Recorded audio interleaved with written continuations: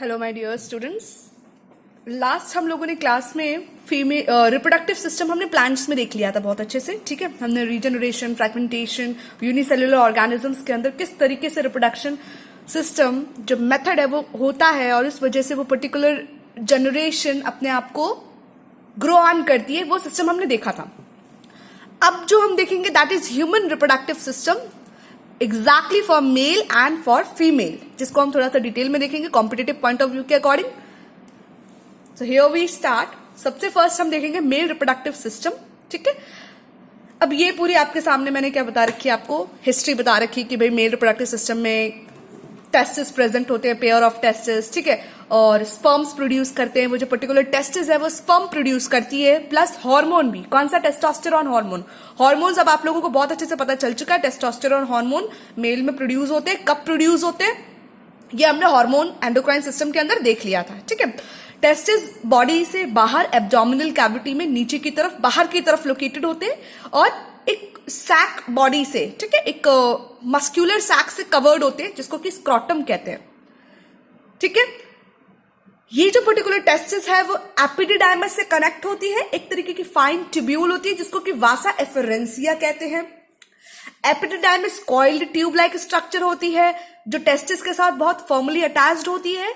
सबसे इंपॉर्टेंट चीज है क्या याद रखनी है, इतनी पूरी स्टोरी में आपको एक चीज बहुत इंपॉर्टेंट है जो याद रखनी है, that is store house of sperms. जो एपिडिडाइमस है बेटा, ये स्पर्म्स का स्टोर हाउस है। यहां पे स्पर्म, जब टेस्टिस स्पर्म्स को प्रोड्यूस कर देते हैं तब स्पर्म्स कहां जाके स्टोर हो जाते हैं। भाई स्टोर होने की भी तो जरूरत है ना।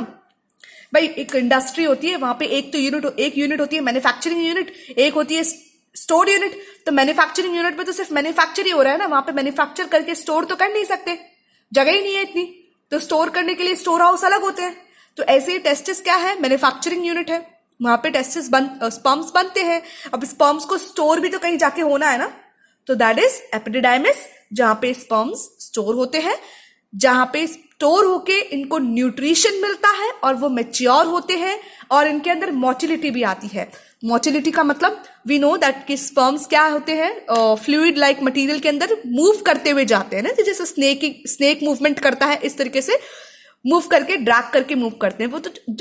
वो जो ड्रैगिंग कंसेप्ट है वो कहां से आया, जो मोटिलिटी आई स्पर्म्स के अंदर मूव करने की, वो यहीं पे एपिडिडाइमस के अंदर due to the nourishment, due to the maturance उनमें प्रेजेंट होती है। ठीक है, इसके बाद स्पर्म्स एपिडिडाइमस में आ गए, अब वहां पे स्टोर हो गए, मैच्योर हो गए, मोटिलिटी आ गई। अब कहां पे आगे की तरफ बढ़ेंगे, तो एपिडिडाइमस के जस्ट बाद कौन सी एक ट्यूब सी आती है, लॉन्ग ट्यूब, जिसको बोलते हैं वासा डेफरेंस।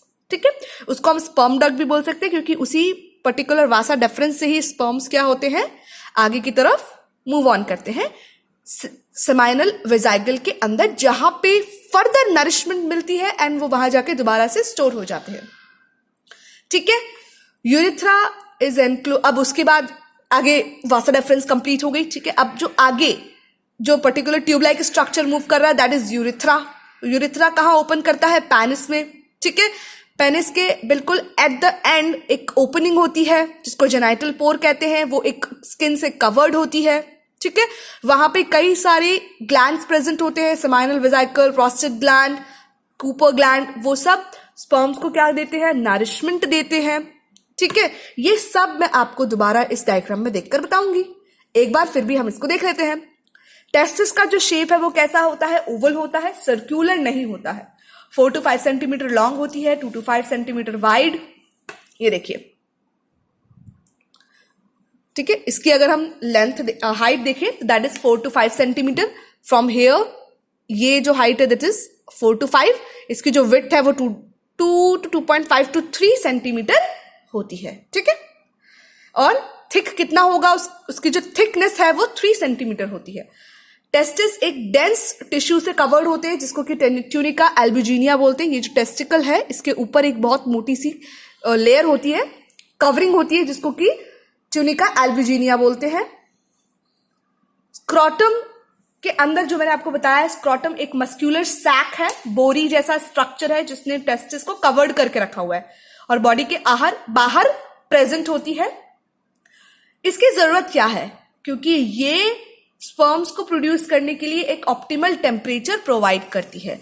टेस्टिस को नॉर्मल बॉडी टेम्परेचर में ही, नॉर्मल बॉडी टेम्परेचर से थोड़ा सा और डाउन टेम्परेचर हो तभी स्पर्म्स प्रोड्यूस कर सकते हैं। अगर बहुत ज्यादा हीट टेम्परेचर, वार्म टेम्परेचर होगा तो टेस्टिस कांट परफॉर्म, स्पर्म्स को वो प्रोड्यूस नहीं कर सकते। ठीक है, इसलिए जो स्क्रॉटम है वो बॉडी से बाहर की तरफ प्रेजेंट होता है, बॉडी में इनसाइड टेस्टिस प्रेजेंट नहीं होते, क्योंकि inside the body temperature body का थोड़ा सा ज्यादा रहेगा और उस टेम्परेचर में स्पर्म्स फॉर्म नहीं कर सकते।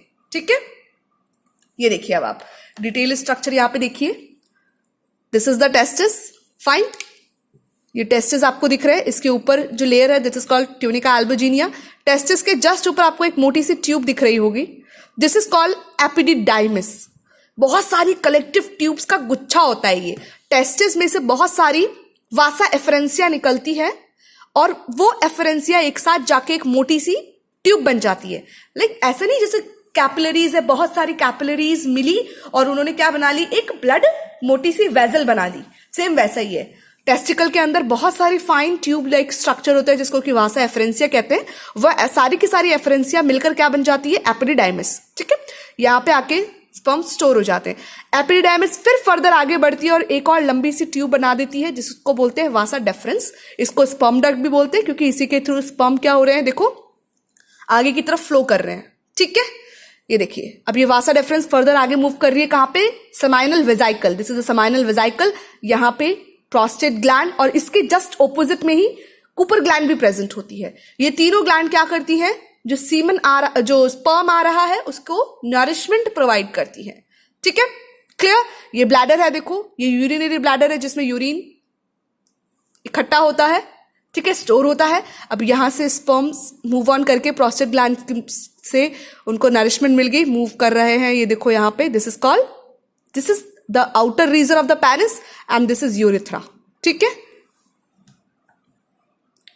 फर्दर और अच्छे से हम देख सकते हैं। ये देखिए आप टेस्टिस के अंदर आपको बहुत फाइन ट्यूब्यूल लाइक स्ट्रक्चर दिख रहे होंगे, this is called seminiferous tubules, है ना। और ये है जो बहुत पतली पतली फाइन ट्यूब, टेस्टिस से बाहर आपको ग्रीन कलर की सी लाइनिंग सी दिख रही होगी, this is Vasa एफरेंसिया। I hope यहाँ पे कहीं ने लिखा होगा, इन्होंने नहीं लिखा। ये वासा एफरेंसिया देखो इस एपिडिडाइमस से जुड़ गई है ना। ये ग्रीन कलर की ये लाइनिंग है, ये इससे जुड़ गई है, ये एपिडिडाइमस बनाती है। ये एपिडिडाइमस बाद में वासा डेफरेंस बनाती है। क्लियर। ये देखिए आप यूरिनरी ब्लैडर के पीछे प्रोस्टेट ग्लैंड और सेमाइनल वेसिकल प्रेजेंट रहते हैं। देखो एक और ग्लैंड होती है बल्बो यूरिथ्रल ग्लैंड। ये तीन ग्लैंड आपको बहुत इंपॉर्टेंटली याद रखने हैं कि कौन सी ऐसी तीन ग्लैंड हैं जो पर्टिकुलर स्पर्म्स को नरिशमेंट प्रोवाइड कराती है। ठीक है, इस चैप्टर में कुछ भी समझने जैसा नहीं है, सिर्फ और सिर्फ याद करने जैसा है कि हाँ चीज भाई ये चीज हमें लर्न करनी है, ये यहां पे प्रेजेंट है, इसका ये काम है, दैट्स इट, और कुछ भी नहीं है। ठीक है, दिस फोर स्किन और इसके अंदर ग्लैंड्स प्रेजेंट होता है, ये भी कभी कभार क्वेश्चन पूछ लिया जाता है। ये देखिए एपिडिडाइमस का क्लियर व्यू और भी ज्यादा पास में। ये देखिए ये टेस्टिस है, टेस्टिस के ऊपर ये व्हाइट कलर की जो लेयर है दिस इज ट्यूनिका एल्बुजिनिया। ये रहा यहाँ पे इसका लेबलिंग। इसके अंदर बहुत सारे लोब्स होते हैं, टेस्टिस के अंदर ना बहुत सारे लोब्स होते हैं। सेमिनिफेरस ट्यूब्यूल्स के अंदर ये पर्टिकुलर स्पर्मेटोजेनेसिस होता है। ठीक है, स्पर्मेटोगोनिया, स्पर्मेटोजेनेसिस मतलब स्पर्म का फॉर्मेशन होता है और फिर इसके बाद जब स्पर्म्स बन जाते हैं तो पर्टिकुलर डक्ट से होते हुए कहां जा रहे हैं, देखो ये है वासा इफरेंसिया। मेरे वर्ड पर ध्यान रखना, this is Vasa efferentia and this is Vasa deference. ये इफरेंसिया है और ये देखो किसके साथ जाके अटैच हो गई, एपिडिडाइमस से। तो ये मोटी सी आपको जो थिक कॉइल्ड ट्यूब दिख रही है दिस इज एपिडिडाइमस।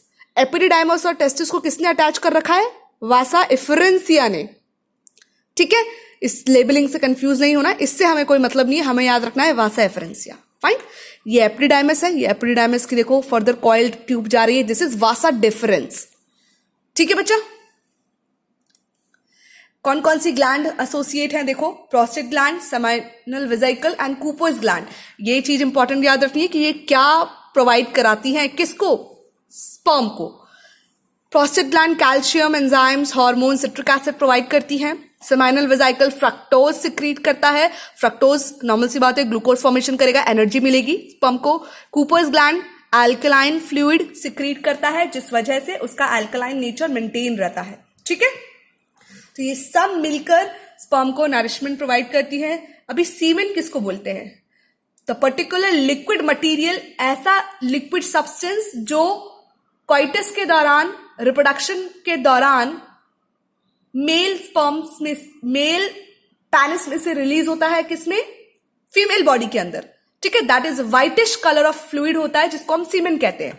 तब उसमें क्या प्रेजेंट होता है? उसमें स्पर्म प्रेजेंट होते हैं, प्लस साथ में ये जितने भी सिक्रीशंस हैं ये सब प्रेजेंट होते हैं। ठीक है, calcium, hormone, alkaline fluid, fructose, glucose unit, citric acid, ये सब प्रेजेंट होता है। और इन लिक्विड सब्सटेंस के अंदर स्पर्म प्रेजेंट होते हैं। उस पूरे कलेक्शन को सीमेन बोला जाता है। ठीक है, जो कि व्हाइटिश सिल्वरिश फ्लूइड कलर होता है। केमिकल्स होते हैं जिसकी वजह से स्पर्म्स को नरिशमेंट मिलती है। नाउ फीमेल रिप्रोडक्टिव सिस्टम, आपके सामने जो डायग्राम है क्लियर फीमेल रिप्रोडक्टिव सिस्टम है। ठीक है, this is the vagina, outer region. ठीक है, ट्यूब लाइक स्ट्रक्चर होता है सेंट अंदर की तरफ में। This is the cervix region and this is ovary. Ovary pair में प्रेजेंट होती है, लेफ्ट एंड राइट दोनों साइड में। फिर ओवरी से आपको एक ट्यूब लाइक स्ट्रक्चर दिखाई दे रहा है, this is called fallopian tube. Fallopian tube कहां एंटर कर रही है? This broad region, this is called uterus, जहां पे womb that particular baby develop करता है। इस यूटेरस की 3 लाइनिंग होती है, कौन कौन सी? Endometrium, myometrium, perimetrium. ये इंपॉर्टेंट है, ये याद रखना है हमें। यूटेरस के अंदर 3 लाइनिंग होती है। The inner one is endometrium, middle one is myometrium, outer one is perimetrium. ठीक है, याद नहीं हो तो ऐसे याद रखना, ABCD में E पहले आता है, फिर M आता है, फिर P आता है, अपने आप याद हो जाएगा, EMP। ठीक है, फीमेल रिप्रोडक्टिव सिस्टम ये देखिए आप, पेयर ऑफ ओवरीज हमने देख लिया जो कि फीमेल रिप्रोडक्टिव सेल्स को प्रोड्यूस करती है, जिसको कि ओवम या ओवा बोलते हैं, नॉर्मली हम उसको एग्स भी बोलते हैं। कौन सा हार्मोन प्रोड्यूस करती है? Oestrogen and progesterone. ये हमने हार्मोनल सिस्टम के दौरान देख लिया था। फेलोपियन ट्यूब लॉन्ग ट्यूब होती है, this is fallopian tube, long coiled tube. ठीक है, जो कि क्या करती है? ओवरी में से ओवम को कैरी करती है, कहां तक? यूटेरस तक लेकर आती है। ठीक है, यूटेरस या वॉर्म भी बोलते हैं, होलो प्योर शेप्ड ऑर्गन है। ये देखिए, this is hollow shaped organ, अंदर से खाली होता है। एम्ब्रियो डेवलप करता है, इसका अपर पोर्शन ब्रॉड कर, ये देखिए अपर पोर्शन इसका ब्रॉड है, जिसको कि फंडस बोलते हैं। इस रीजन को फंडस बोलते हैं। लोअर पोर्शन नैरोअर होता है, जिसको कि सर्विक्स बोलते हैं। ये जो लोअर पोर्शन है ये नैरो होता है, इसको सर्विक्स रीजन कहते हैं।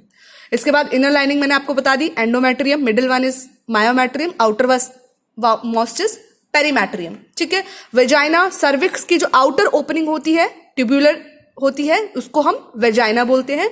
बर्थ कैनाल, क्योंकि बर्थ के दौरान बेबी वेजाइना से ही बाहर की तरफ आता है। ठीक है, वेजाइना ही मेल में से स्पर्म्स को रिसीव भी करती है। क्लियर? तो ये पैसेज है किसके लिए? स्पर्म के लिए। तो वहीं से वेजाइना से ही स्पर्म किधर जाते हैं? यूटेरस के अंदर एंटर करते हैं, और यहां से फिर फॉलो करते हैं fallopian tube and then went to the near to the ovaries, क्योंकि ओवरीज से क्या रिलीज होता है? ओवम। तो स्पर्म यहां से एंटर करेंगे, ओवम यहां से एंटर रिलीज होगी, एंड दोनों इस फेलोपियन ट्यूब में एम्प्यूला इस्थमस जंक्शन के बीच में क्या होंगे? फर्टिलाइज्ड होंगे, जो हम आगे देखेंगे। फेलोपियन ट्यूब 10 सेंटीमीटर की होती है। ठीक है, 9 to 10 centimetre long muscular tube है। 4 रीजन होते हैं, infundibulum, ampulla, isthmus and uterine. अब ये देख लेते हैं हम, ये देखिए, ये नहीं फेलोपियन ट्यूब। ठीक है, 10 सेंटीमीटर, इसमें 4 रीजन है। देखो कौन कौन से?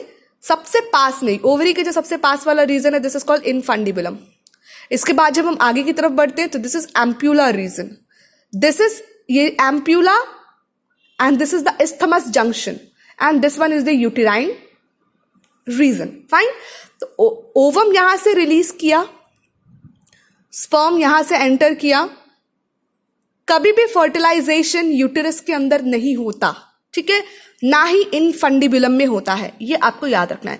Fertilisation of sperm and ovum is always takes place in ampulla isthmus junction. ये जो रीजन है, एम्प्यूला और इस्थमस का ये जो जंक्शन है, हमेशा फर्टिलाइजेशन यही होगा। Sperm have to travel to that place and ovum have to travel to this place. Infundibulum में कभी भी फर्टिलाइजेशन नहीं होगा, यूटेरस के अंदर कभी भी फर्टिलाइजेशन नहीं होगा, ठीक है, clear.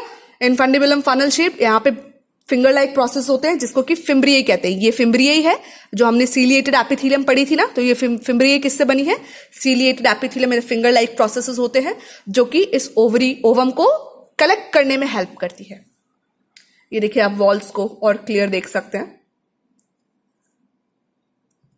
Ampulla long wide part होता है, इस्थमस नैरो पार्ट होता है, uterine narrow and passes through uterine wall, ठीक है, दिस वन। अब फर्टिलाइजेशन क्या है? सेक्सुअल इंटरकोर्स के दौरान स्पर्म्स मेल से एंटर करते हैं वेजाइना। फर्टिलाइजेशन नॉर्मल सी बात है भाई, जब male ovum get fertilise with